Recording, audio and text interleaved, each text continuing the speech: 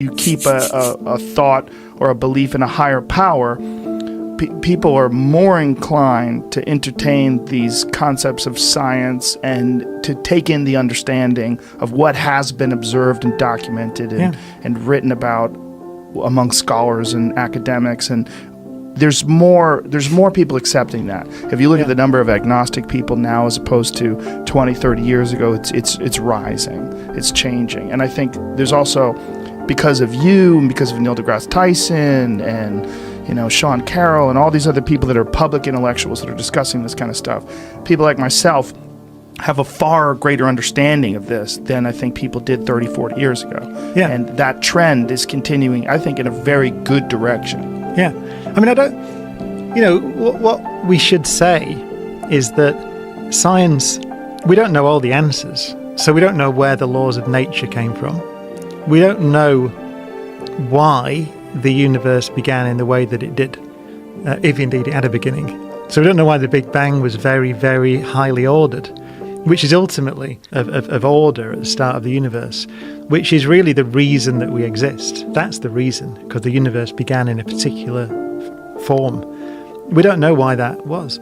So we will probably find out at some point, and it'll be something to do with the laws of nature.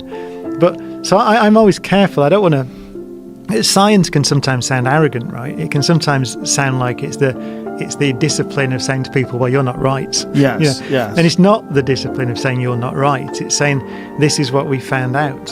Yeah. So I like to say that it provides a framework within which, if you want to philosophize or you want to do theology or you want to ask these deep questions about why we're here, you have to operate within that framework because it's just an observational framework. Yes. So everything we've said is stuff we've discovered. It's not stuff that someone made up, right? We understand nuclear physics. We can build nuclear reactors, for example. So we understand the physics of stars. So we understand that the stars built the carbon and oxygen, and we know how they did it. We can see it because, as I said before, to be humble when you're talking about science. And you're not saying this is the way that it is. I mean, you are in a sense, but it's not able to answer ultimate questions at the moment. It's not able to answer even whether the universe had a beginning or not. We don't even know that. And I gave a talk to I was asked to give a talk to some bishops in the UK about cosmology, and I said, yeah, that'll be great fun. And so I went and gave them this talk, and at the end I said, I've got some questions. So if the universe is eternal, and it might not have had a beginning, if it's eternal, what place is there for a creator? That's a good question. Right. They didn't have an answer, of course, right? An eternal creator. But I think that it might be eternal, right, and we might discover that. So we don't know at the moment, but we might. So I think my point is that these other human desires, it's very natural to religion's a natural thing, right? People, you see it all across the world in all different cultures. Concepts of science and to take in the understanding of what has been observed and documented and written about among scholars and academics. And there's more people accepting that. If you look at the number of agnostic people now as opposed to 20, 30 years ago, it's rising, it's changing. And I think there's also, because of you and because of Neil deGrasse Tyson and Sean Carroll and all these other people that are public intellectuals that are discussing this kind of stuff, people like myself have a far greater understanding of this than I think people did 30, 40 years ago. Yeah. And that trend is continuing, I think, in a very good direction. Yeah. I mean, what we should say is that science, we don't know all the answers. So we don't know where the laws of nature came from. We don't know why. Rogan points to the rise of agnosticism and the influence of public voices like Neil deGrasse Tyson and Sean Carroll. He notes that people are leaving organized religion in large numbers and turning towards science for understanding. The data supports this. In the United States, around 6% of adults identified as unaffiliated with any religion in the early 1990s. Today, that number is close to 30%. In the United Kingdom, surveys show nearly half the population now identifies as non-religious. These changes reflect a cultural realignment taking place within a single generation. Cox stresses that science does not claim complete knowledge. The origins of natural laws remain an open question. The early order of the universe is still under study. Researchers are exploring models of a cyclic universe, investigating entropy, and analyzing cosmic background radiation. The evidence gathered is concrete. Satellites such as WMAP and Planck have measured the universe's age at 13.8 billion years. Observations of stellar processes confirm how carbon and oxygen, the elements required for life, were created inside stars. Rogan and Cox bring these realities forward. Knowledge advances by examining what can be observed and measured. That's the reason, because the universe began in a particular form. We don't know why that was. So we will probably find out at some point, and it'll be something to do with the laws of nature. But so I'm always careful. I don't want to. Science can sometimes sound arrogant, right? It can sometimes sound like it's the discipline of saying to people, "Well, you're not right." Yes, yes. And it's not the discipline of saying you're not right. It's saying this is what we found out.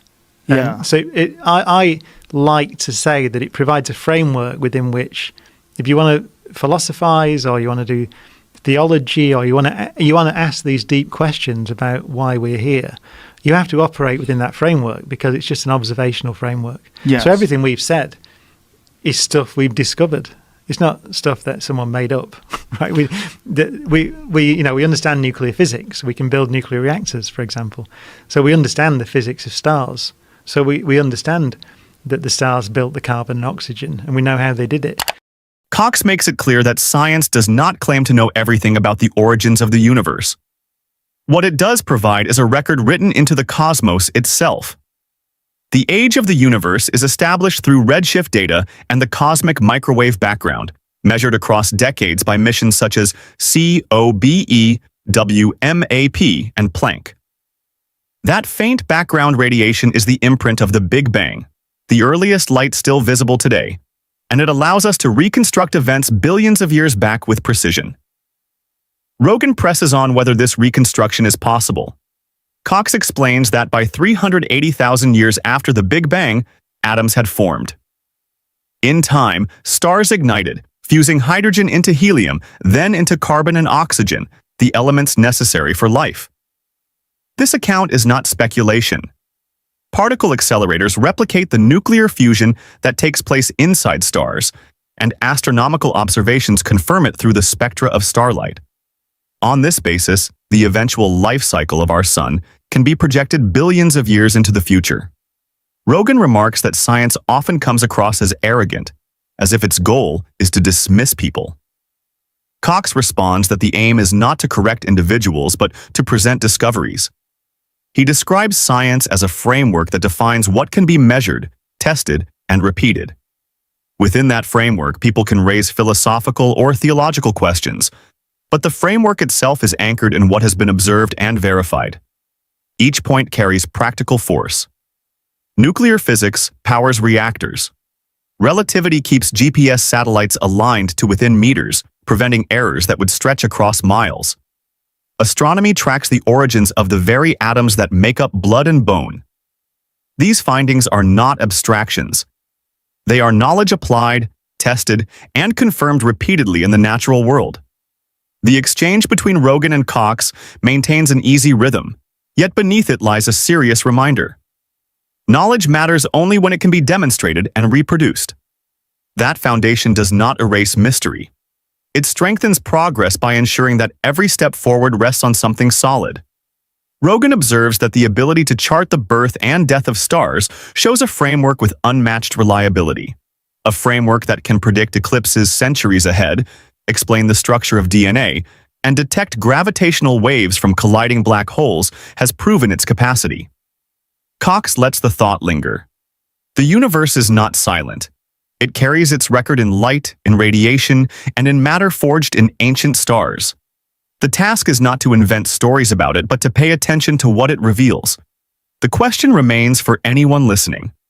If the evidence is already written into the fabric of reality, what excuse is left for ignoring it? I'm not saying this is the way that it is. I mean, you are in a sense, but it's not able to answer ultimate questions at the moment. It's not able to answer even whether the universe had a beginning or not. We don't even know that. And I gave a talk to I was asked to give a talk to some bishops in the UK about cosmology, and I said, yeah, that'll be great fun. And so I went and gave them this talk, and at the end I said, I've got some questions. So if the universe is eternal, and it might be, it might not have had a beginning. If it's eternal, what place is there for a creator? That's a good question. Right. They didn't have an answer, of course, right? An eternal creator. But I think that it might be eternal, Right. and we might discover that. So we don't know at the moment, but we might. So I think my point is that these other human desires, it's very natural religion's a natural thing, right? People, you see it all across the world in all different cultures. But I think that in the 21st century, religion needs to operate within that framework. If it's going to operate, there are still great mysteries, and it is appropriate to think about what it means to be human, and I've given you my view of what it means. Brian makes a point that goes straight to the heart of religious authority. Science has not established whether the universe had a beginning or has always existed. Invoking a creator does not explain either possibility. If the universe began, the question of origins remains. If the universe is eternal, the concept of a creator has no grounding at all. Joe adds historical depth. Long before Christianity, thinkers wrestled with these questions. Aristotle described a cosmos without beginning or end. Lucretius spoke of atoms moving endlessly through the void. These were attempts to understand the world through reason and observation. Later, Genesis was enforced as the final word, not because it solved the mystery, but because it gave authority to those who claimed to speak for God. Brian recalls presenting this issue to bishops in the UK. When asked what role a creator could have in an eternal universe, they had no reply. Physics has uncovered nuclear fusion in stars, the formation of elements, and cosmic background radiation. Each discovery builds a picture of natural processes shaping reality without intervention and without appeals to unseen forces. Joe points out that every culture created origin stories. Babylonian, Greek, and Norse traditions each imagined beginnings in mythic form. These narratives shaped identity and power, but did not uncover how the universe works. Observation and evidence now do that work with growing precision. Brian emphasizes that the absence of a cosmic author shifts responsibility. Meaning is not given from beyond. It is shaped within human experience, through history, knowledge, and discovery. Joe leaves a question that lingers. If the universe operates without a creator, what remains of the authority built on claiming to know its source? Where do you stand on this? Do you believe religion is key to moral values, or can we build ethics and compassion independently? Let us know your thoughts in the comments. If this got you ideas, be sure to like, subscribe, and share to keep the conversation going. This isn't really an argument for God's existence. Rather, it's the claim that you can know that God exists wholly apart from arguments, simply by immediately experiencing him. The nature of the soul, the significance of the resurrection, and so on. Bertrand Russell put it well when he considered the prospect of there being a teapot in orbit around Mars. If enough people start convincing themselves that there is a teapot in orbit around Mars, then it soon becomes an object of scholarly debate and extraordinarily difficult to disprove by logic, or more reliably by experiment. Carried out a ministry of miracles and exorcisms. But the supreme confirmation of his claim was his resurrection from the dead. If Jesus really did rise from the dead, then it would seem that we have a divine miracle on our hands, and thus evidence for the existence of God. Now, Dr. Atkins says, I know of no evidence that the resurrection did take place.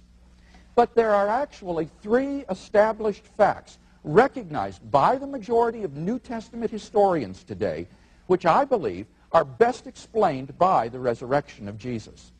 Fact number one, on the Sunday following his crucifixion, Jesus' tomb was discovered empty by a group of his women followers. According to Jakob Kramer, an Austrian scholar who has specialized in the study of the resurrection, by far most scholars hold firmly to the reliability of the biblical statements about the empty tomb. Fact number two, on separate occasions, different individuals and groups saw appearances of Jesus alive after his death. According to the prominent New Testament critic of Vanderbilt University, Gert Ludemann, it may be taken as historically certain that the disciples had experiences after Jesus' death in which Jesus appeared to them as the risen Christ. These appearances were witnessed not only by believers, but also by unbelievers, skeptics, and even enemies. Fact number three, the original disciples suddenly came to believe in the resurrection of Jesus despite having every predisposition to the contrary. Luke Johnson, a New Testament scholar at Emory University, says, some sort of powerful, transformative experience is required to generate the sort of movement earliest Christianity was. N.T. Wright, an eminent British scholar, concludes, that is why, as an historian, I cannot explain the rise of early Christianity unless Jesus rose again, leaving an empty tomb behind him. There is no plausible naturalistic explanation of these three facts. Therefore, it seems to me, the Christian is amply justified in believing that Jesus rose from the dead and was who he claimed to be. But that entails that God exists. Finally, number five, the immediate experience of God. This isn't really an argument for God's existence. Rather, it's the claim that you can know that God exists wholly apart from arguments simply by immediately experiencing him. This was the way people in the Bible knew God. As Professor John Hick explains, to them, God was not an idea adopted by the mind, but an experiential reality which gave significance to their lives. Now, if this is so, then there's a danger that proofs for God could actually distract your attention from God himself. If you're sincerely seeking God, then God will make his existence evident to you. The Bible promises, draw near to God, and he will draw near to you. We mustn't so concentrate on the external proofs that we fail to hear the inner voice of God speaking to our own hearts. For those who listen, God becomes an immediate reality in their lives. In conclusion, then, we've yet to see any evidence to show that God does not exist, and we have seen 5 reasons to think that God does exist. Together, these reasons constitute a powerful cumulative case for the existence of God. If Dr. Atkins wants us to believe atheism instead, then he must first tear down all 5 of the reasons that I presented, and then in their place erect a case of his own to prove that God does not exist. Unless and until he does that, I think we can conclude that theism is the more plausible worldview. When we look at the resurrection claim critically, the evidence falls apart. The Gospels are our only sources for the empty tomb, yet they were written 40 to 70 years after the crucifixion in Greek by people who never met Jesus. Paul, the earliest Christian writer, never even mentions an empty tomb in his letters. In fact, 1 Corinthians 15, his main resurrection passage, only speaks of appearances, which fits experiences of visions, not physical encounters.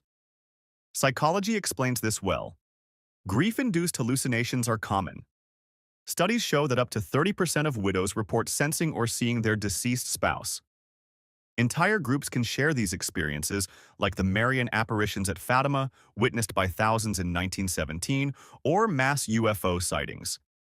These don't prove the supernatural. They prove how human perception works. Historically, resurrection myths weren't unique. Osiris in Egypt, Mithras in Persia, and Dionysus in Greece were all said to have died and risen. Christianity emerged in the same cultural environment, and Jewish apocalyptic expectation primed the disciples to reinterpret visions of Jesus as proof of his messiahship. Even the Bible shows contradictions. In Mark, the earliest gospel, the women flee the tomb in fear and tell no one. Mark 16:8. Matthew adds an earthquake and guards. John rewrites the story again with different characters. These are not consistent eyewitness reports, but evolving theology. Stress that whereas the assertion of God as an explanation of anything has an air of sublime simplicity, that simplicity is an illusion. An omniscient and omnipotent being that can create a universe, some say maintain that universe, that can intrude into the universe to achieve miracles and resurrections, is no simple entity. A God is the apotheosis of complexity, not the apotheosis of simplicity. And the invocation of a God as an explanation of anything, even the warm sentimental feelings that are said to suffuse us in the presence of the Almighty, is in fact the apotheosis of laziness. It's well suited to armchair brains who prefer to indulge in adipose arguments. You're not here, I trust, because you're one of those. Now, the invocation of God as an explanation of anything is an admission of defeat and of ignorance disguised as a pretense of understanding. I've set myself a challenge to show that everything in and of the world of the body and of the spirit can be understood without needing to invoke a God. There's no point in being an atheist, and certainly a scientist, without being rigorously intellectually honest. So I have to set myself an honest target, which is nothing less than complete explanation, nothing fudged, nothing forgotten. The atheist argument fails if in the end it turns out that the universe had to be designed. It fails if any aspect of it had to be made. It fails if it turns out that there had to be a seed the size of a pea or even the size of a proton. We atheists must not cloud the issue. That's for the religious who do it so admirably and on such a cosmic scale. The atheist argument fails if it turns out that there is a purpose for the world. The atheist argument fails if it turns out that there is an afterlife, that miracles occur, or that a God is necessary to maintain the workings of physical law. The atheist argument begins to corrode if there are aspects of the human condition that science cannot touch, such as the supreme joy of artistic creation. That, then, is the challenge. Nothing less than complete explanation. Therefore, inevitably, I have to disappoint you. Science cannot yet explain everything. It cannot yet tell us what went on at the event we call the creation. It cannot yet provide a theory or even a simulation of consciousness. It would be quite wrong of me to pretend that it could. However, what I can hope to do is to present you with a scientific view of the world, a view that makes a convincing case that science can elucidate the great questions that have for centuries been regarded as religion's own. And with your newly cleansed, deprejudiced minds, you should be able to accept that science provides a richer, more comprehensible, more reliable, more deeply satisfying account of the cosmos than the primitive pseudo-explanations peddled by well-meaning but scientifically under-informed apologists. I'll deal with the most difficult problem first, creation ex nihilo. The adipose argument is that God did it. That, of course, is the lazy man's elixir, sort of a cocktail made up of a swig of credulity and a teaspoonful of unwillingness to think. In short, it's an explanation that avoids explanation. Science has moved cautiously but steadily towards the provision of a true understanding. I will not bore you with accounts of the events after the Big Bang, which is now universally believed by scientists to be a broadly correct description of the events immediately following the creation. I want to explore whether it is conceivable that science can elucidate the events at the creation, for that is where the atheist stands on the most dangerous ground. Notice that I intend to confront issues, not evade them. Science proceeds by exposing the true simplicity that underlies perceived complexity. Scientists are hewers of simplicity from complexity. I believe that it is possible for science to formulate an account, and it will be a mathematical account, full of precision, full of logical authority, full of the testability that is such a kingly quality of science, of what went on at the Big Bang, when space-time itself and the laws of nature came into existence. Science can already show that a creator had less to do than perhaps... The idea of an all-knowing, all-powerful being is not simple. It raises far more questions than it answers. Saying God did it explains nothing. It only shifts the mystery. For example, if the universe requires a designer, then who designed God? By definition, God would be even more complex than the universe we're trying to explain. Science, by contrast, looks for underlying simplicity. The Big Bang Theory already shows that the universe can be described by natural laws, without divine intervention.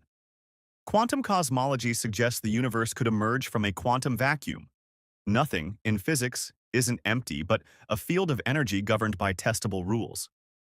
Hawking and Hartle's no-boundary proposal even models a universe without a need for a creator at all. History also shows us that invoking God has been a placeholder for ignorance.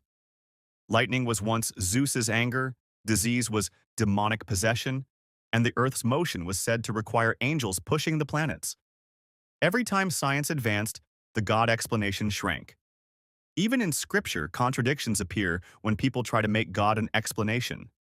Genesis 1 and Genesis 2 give two different creation orders, evidence of human storytelling, not divine clarity. It's the eye. Let me present one tiny technical argument this evening. How much electric charge is there in the universe? The answer is none. We know experimentally that there is an equal amount of positive and negative charge, which if summed together gives zero charge overall. At the creation, no charge separated into opposite charges. Nothing separated into opposites. Secondly, and more potently, how much material is there in the universe? Another way to answer this question is to ask how much energy there is in the universe. For Einstein showed that mass and energy are equivalent. When the sum is done, and that involves adding together all the masses of all the protons, all the people, all the priests, all the planets, all the stars and all the galaxies, as well as the gravitational attraction between them, the answer is close to zero. I suspect that as observations are refined, the total will approach zero. There is no energy in the universe. Nothing did indeed come from nothing. Science shows that the universe is in fact a big confidence trick. There is truly nothing here. All there is a separation of opposites. Now, what that argument shows is that the event that took place at the creation is very much simpler than one might think. God, if he had to do anything, did not have to make anything. All he had to do, if he had anything to do at all, was to separate nothing into equal and opposite components. Now, that doesn't solve the problem of what went on at the creation, but it makes creation ex nihilo a far simpler process than you might have thought, for literally nothing had to be made. That argument at least diminishes God's role. Now, I could also sketch in an argument that suggests how the reorganization of nothing could take place acausally.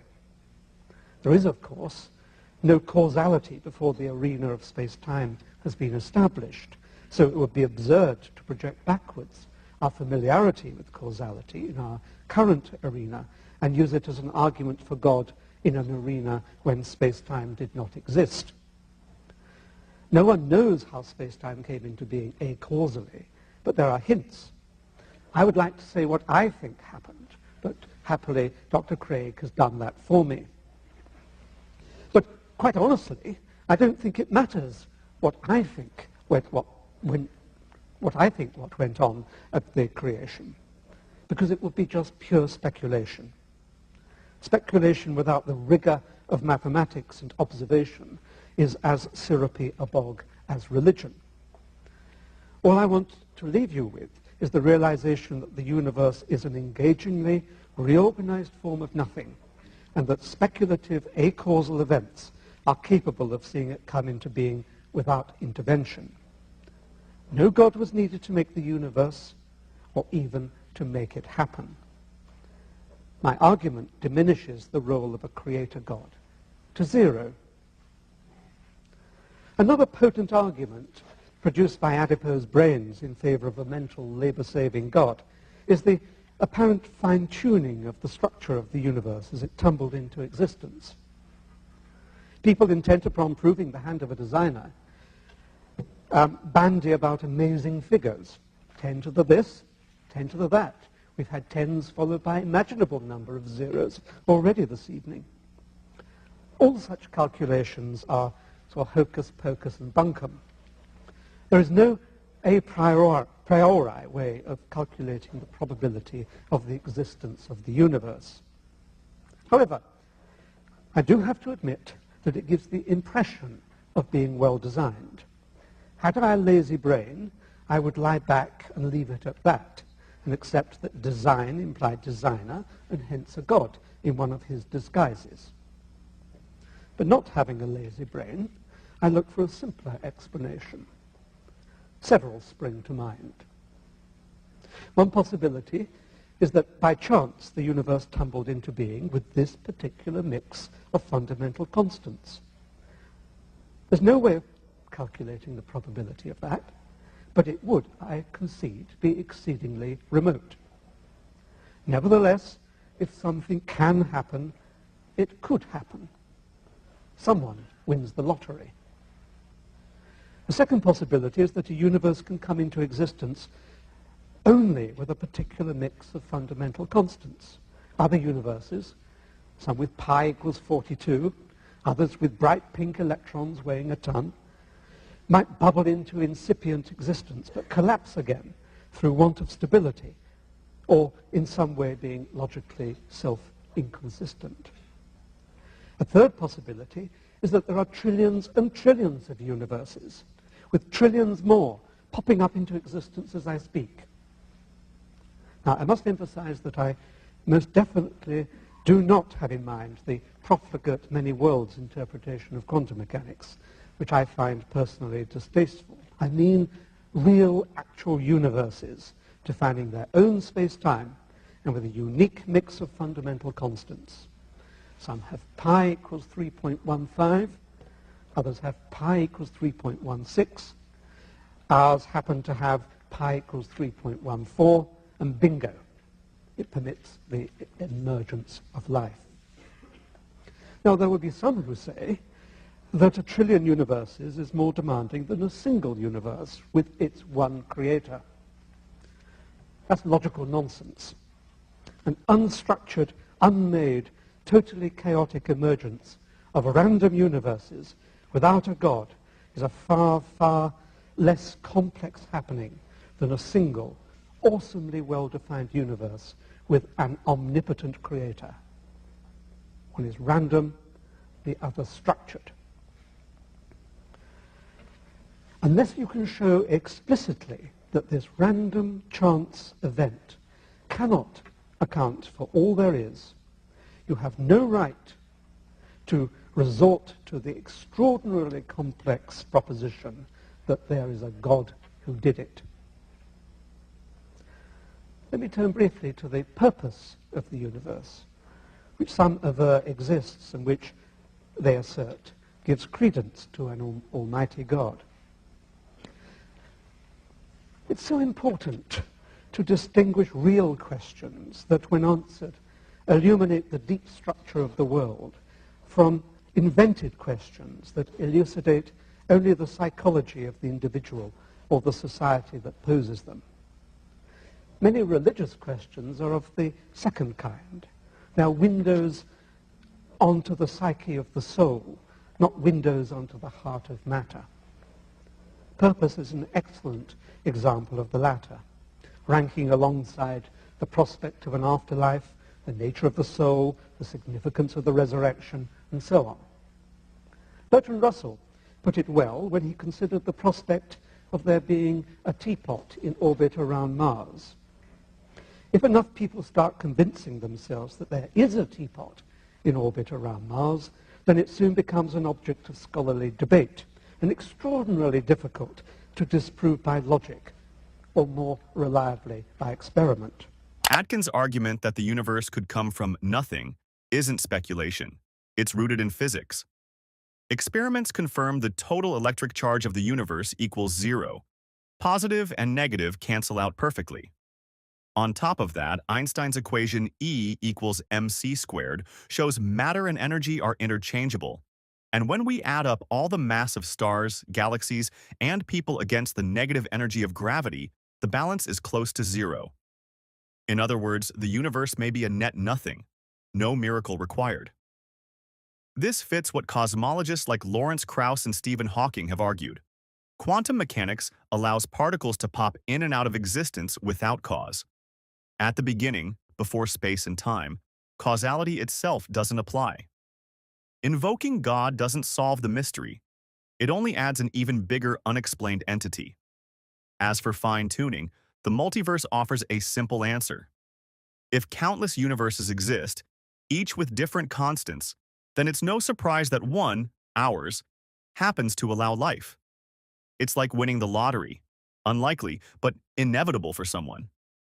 And history shows how purpose has often been invented by religions to explain the unknown, from attributing plagues to divine wrath to claiming the earth was the center of the cosmos. Each time, science replaced superstition with knowledge. Even the Bible reflects human invention. Genesis 1 and Genesis 2 give conflicting creation stories, while Ecclesiastes 9:5 bluntly says, "The dead know nothing," undermining the idea of an afterlife. These contradictions highlight myth-making, not divine truth. Atkins is right. Religion explains psychology, not reality. Science gives us testable answers, while faith rests on assumptions. So here's the question. If science can explain the universe without God, why keep clinging to a supernatural answer? Comment your thoughts below. Hit like if you found this breakdown helpful, and subscribe for more deep dives into debates that shape how we see the world. The Christian is reminded that actually people don't come to believe in God through reason and argument in that way, and that's not how it should be done. But for the atheist, they can also say, see, I told you that this was not about the arguments that you have sort of been claiming that it was. You know what I mean? Thank you. Yeah, it'd be interesting if we could fill out a church, but God couldn't, wouldn't it? I think you said a few times how secular material atheism, I think these need to be teased apart. For example, when you said a second ago that studies show that young people are more open to God and spirituality, I'd like to see those teased apart, because I can find no shortage of people who will say, yeah, I don't know if I'm like an atheist, because how do you know, So I think there might be something. And invariably, when you press someone on what the something is, they don't really know, which is fine. But they sort of have this idea that, well, it can't just be matter in motion, which is fair enough. In fact, basically every single civilization that we come across, anthropologically speaking, has some kind of sense of the numinous, has some sense of the sacred and the profane. Whether this sort of transforms into God, I think, is another question. Also, yes, you're right. I mean, it is anecdotal. I mean, you say that you're meeting a lot more people who are telling you that they're considering Christianity again. You have to consider the line of work that you're in, Justin. I mean, I meet a lot of people who say the same thing in the other direction. I'm probably less happy about that. When someone comes to me and say, hey, I had this sort of, this grand ethic that was underlying my life and giving it meaning, and then I listened to your video and I don't think that's true anymore. Awesome. Yeah, brilliant. That's great. But it is happening in the same sense, hearing people say, look, I'm just seeing people come to church in a way that I've not seen before. If you go onto any university campus and speak to professors, what do they say about the sort of shifting tide of the nation? They'll say, gosh, I've never seen anything like this before. Young people are becoming woke.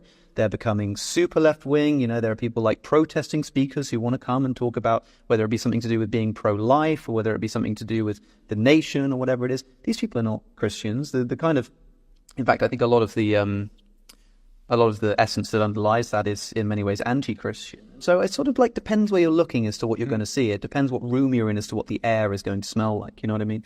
And so, can I make a quick response to that? So we're sharing a mic, so it's a bit. Yeah. Do we have a third mic? Yeah. Did it break? There is a third mic, because that is. You're absolutely right. You don't need to hear from me. I don't want you to feel superfluous. There's a kind of selection bias, obviously, with the people I'm meeting right now. Yeah. I'm hosting a podcast called The Surprising Rebirth of Belief in God, so people are coming out the woodwork. But let's not forget, I also hosted a show where I brought Christians and atheists on for 17 years, and I genuinely have seen a change. The way that people talk about God now is not the way they were talking about God 10, 15 years ago. So something has changed. Do you mean certain of that? Do you mean like they're talking differently about belief in God? That is, they're sort of saying like, yeah, no, I sort of, I'm not really an atheist anymore in the sense that they are sort of convinced by certain arguments that God's existent? Or do you just mean that they're more sort of soft and lukewarm on the sort of social criticism? Because I completely agree with that. People are less commonly saying religion is this evil, horrible force that needs to be deconstructed. I think the new atheist rhetoric has dialed down a lot in a lot of people, and that's still there.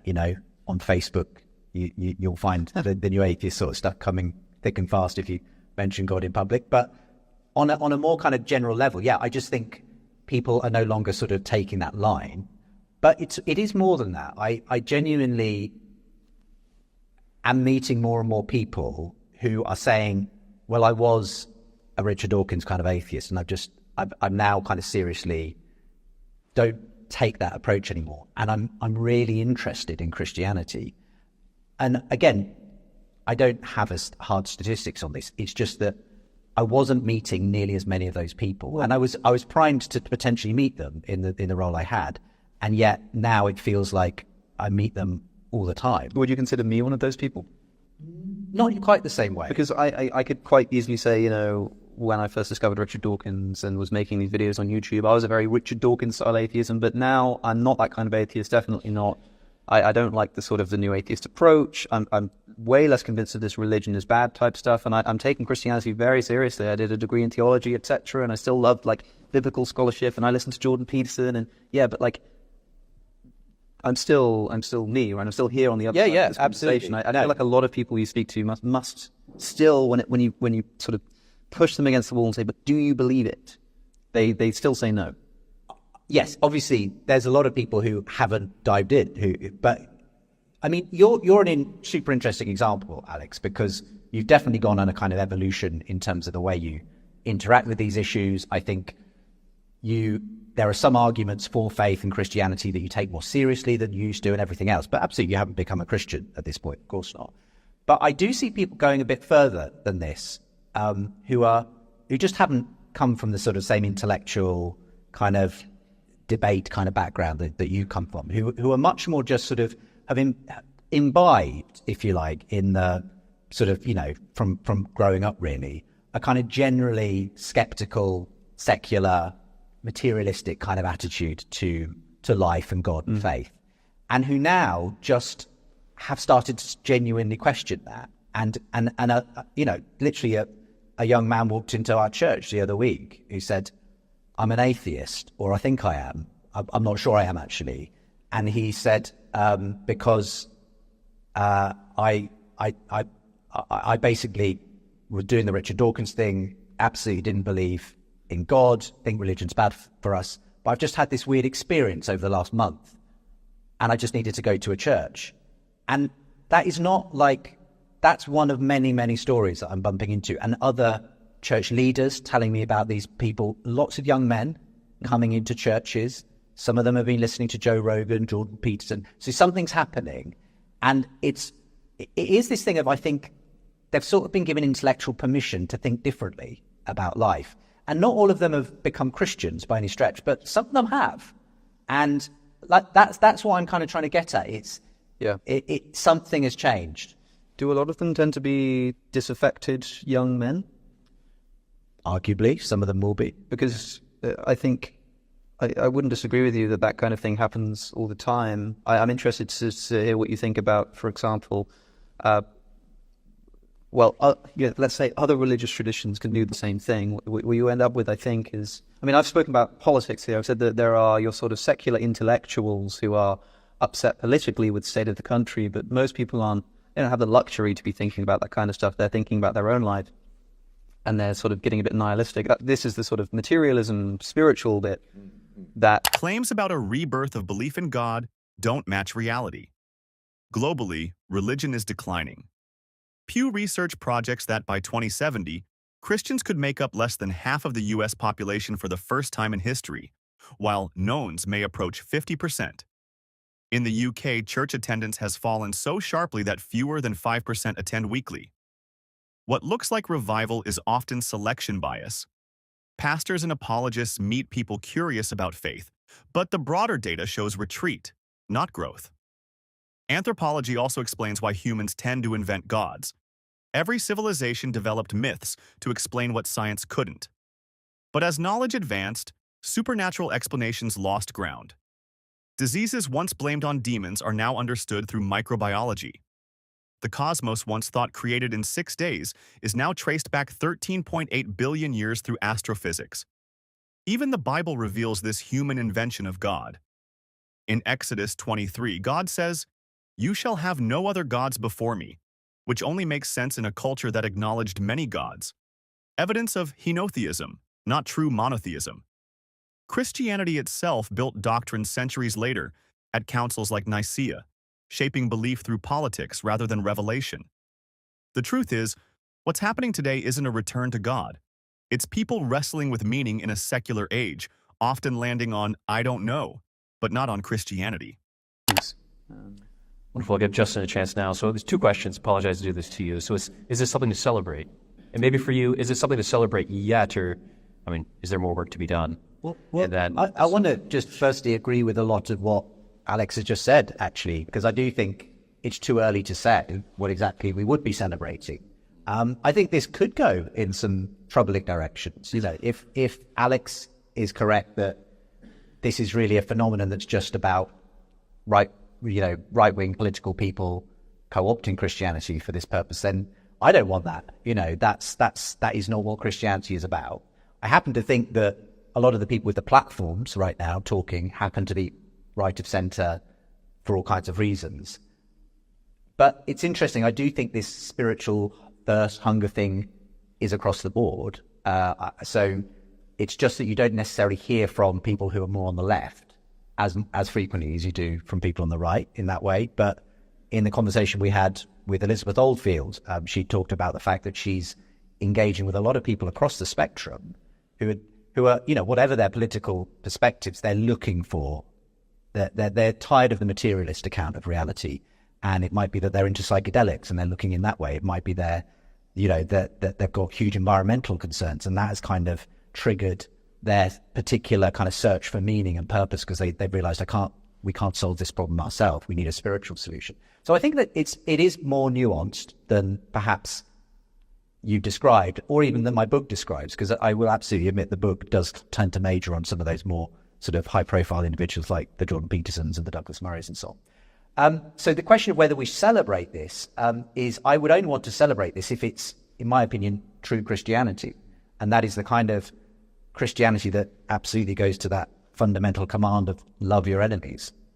It is completely countercultural.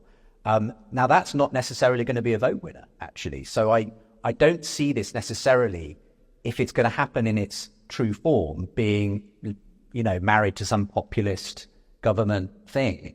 I don't think it will be in the end. I think there will be versions of it that are associated with that, and you can see that in the rise of some forms of Christian nationalism and that kind of thing in the US. But my genuine belief is that whatever those are, they're not Christianity. They're just another form of idolatry, basically, that is you co-opting Christianity for a political purpose.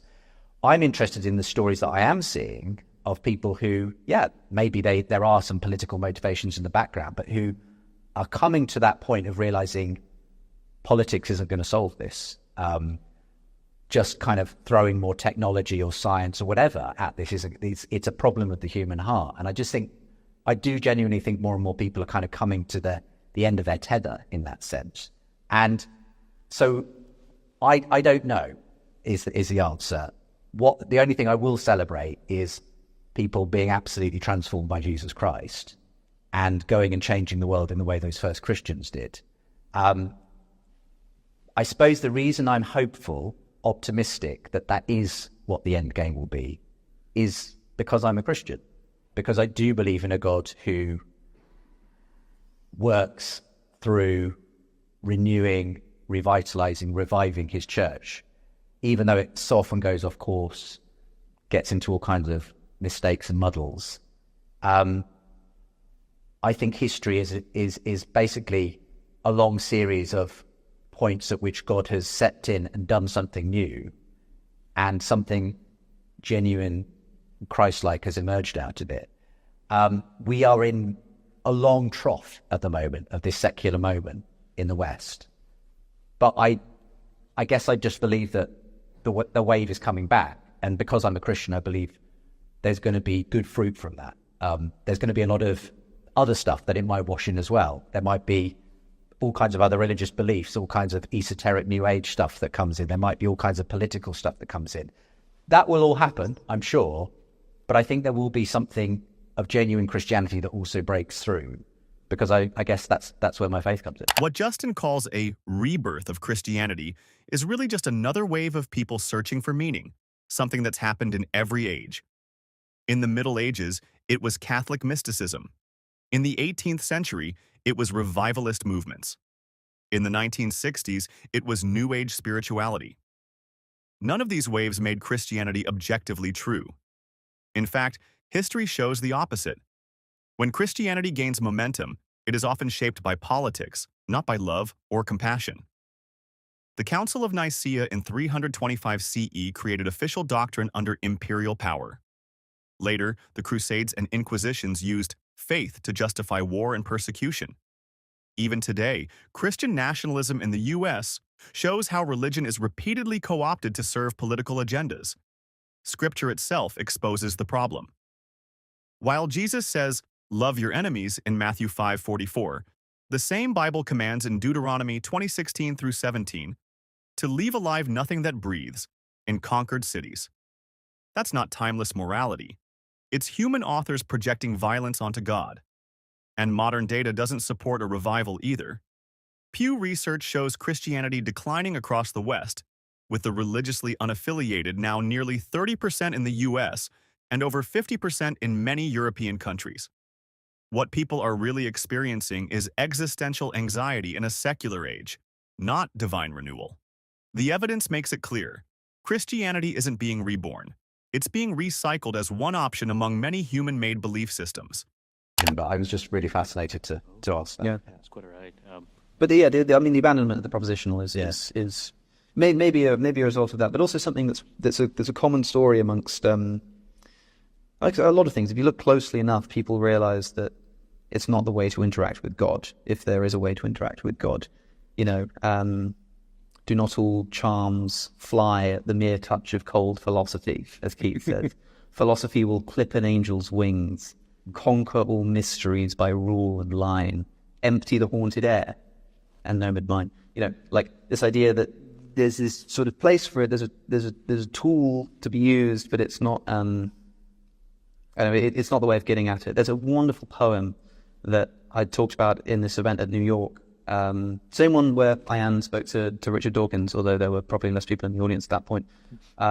C.S. Lewis has a poem called The Apologist's Evening Prayer. I say it's a poem, it's more of a prayer. Yeah. You've come across it? Yes. And here's C.S. Lewis saying that I'm this sort of big shot apologist who has all of these rational arguments for the existence of God, but actually I need to remind myself every night that that's not the approach that I should be taking.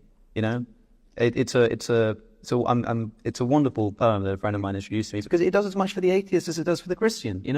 The Christian is reminded that actually people don't come to believe in in God through reason and argument in that way, and that's not how it should be done. But for the atheists, they can also say, see, I told you that this was not about the arguments that you have sort of been claiming that it was. You know what I mean? Thank you. I do feel a slight responsibility after that conversation to say the views spoken here do not necessarily reflect the views of Trinity Forum Europe. Just kidding. Yeah. Don't This do is it. not an endorsement. It's like, It was awful. It was terrible. It was horrible. but I am glad that we can host a conversation on such things. Thank you both so far. I resonate and being inspired by so much of this conversation so far. I'm reminded, just from listening to you, I'm reminded of Pascal's words, make good men wish it was true and then show that it is. I was waiting for that. to come out. It's a classic line. You can read the full thing in the... I'm always getting nervous trying to say French words. Pensée. It's an irony that you can't say pensée without sounding a bit poncy. Right there. Alex, thank you as well for your contribution so far. Really resonate with your comment, particularly on the end on beauty. Myself, I was studying apologetics at Biola University when I went to an intense period of doubt. I was actually staring at a painting, not even a very good painting, but a painting of a clownfish. Kind of reminded me of Nemo. And there was just something that clicked, that I just saw beauty in the world in that moment. And something shifted that wasn't necessarily rational, or at least not rational in typical, syllogistic sense, but we're just pointed to some kind of transcendence in the world. And so I really resonate with that as well. Yeah, where the new atheists spend their entire career saying religion isn't rational. The religious response used to be, yes, it is. Now it seems to be something like, yeah, I know. Well, I just want to speak up as well for the fact that these other ways of coming to believe things, by the same token, they're not irrational necessarily. They're just, as you said, they're not a three-point argument philosophically. Irrational. I just think there are other ways of knowing things in the world, and people are more open to that. They're realizing that beauty is not something that you arrive at through a philosophical argument. It's something you just apprehend, but it's true. So I think the danger is when you sort of say people are coming to faith through these non-rational means. That somehow means you're kind of casting shade on it. No, it's just the way in which we come to all kinds of beliefs in life through that mode of thinking. To help provide an analogy, perhaps, would this be a fair representation? Like, I don't truly come to know what love is by reading a proposition, God is love, or love is X, Y, or Z, but I might read a story like the story of the prodigal son in returning to a father, and I experience something through listening to that story, and it's through that I come to understand what love actually is. So is this the kind of thing where we're talking about non-propositional kind of reason? Yeah, I would say so. I think it's just... It's a shame if we kind of dismiss people's personal experience as somehow non-valid.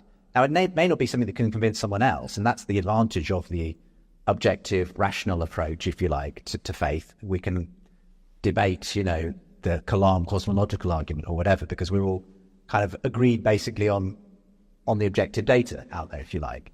But as I said, it's, in my experience, apologetics, which is this sort of rational intellectual defense of the faith, what it's primarily good at is actually removing roadblocks to faith, I think. Giving people kind of intellectual permission to walk down the road. But you still have to want what's on offer. There's still a sense in which the desire for God is absolutely central. If that's not there, no intellectual argument, I think, will never persuade you, because you have to want what's on offer in the end. So for me, it's important to just recognize that the heart is still kind of the thing. It's the seat, if you like, of ultimately what we desire. So yeah.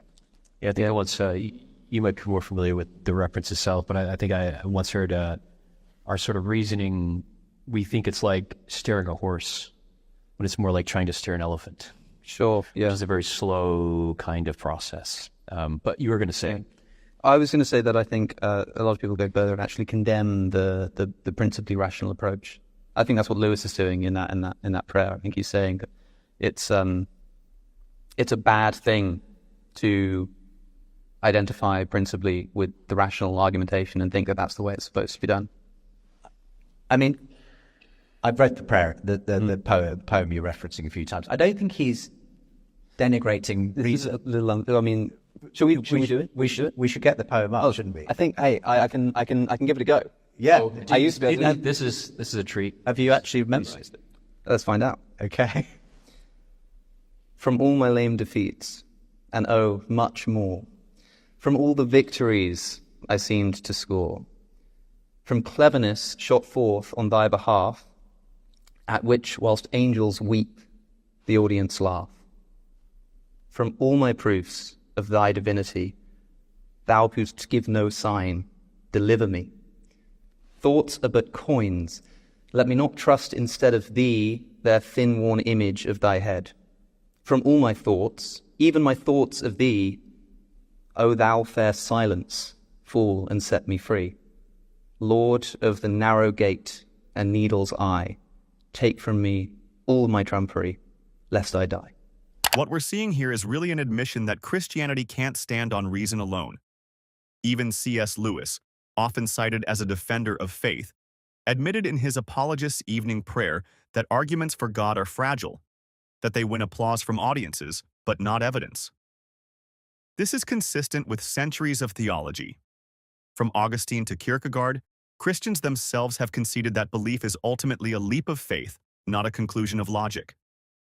The problem is that faith by definition bypasses evidence. The Bible itself admits this. Hebrews 11:1 defines faith as the substance of things hoped for, the evidence of things not seen. That's not knowledge, that's belief without proof. And the modern data doesn't help Christianity either. Surveys from Pew and Gallup show young people aren't returning to church. They're leaving in record numbers. Experiences of beauty or transcendence don't confirm a Christian God any more than they confirm Zeus, Allah, or Vishnu. Neuroscience even shows that spiritual experiences can be replicated through brain stimulation, psychedelics, or meditation. In other words, these feelings come from us, not from the divine. So when apologists move away from reason and lean on emotion, they're conceding the central point.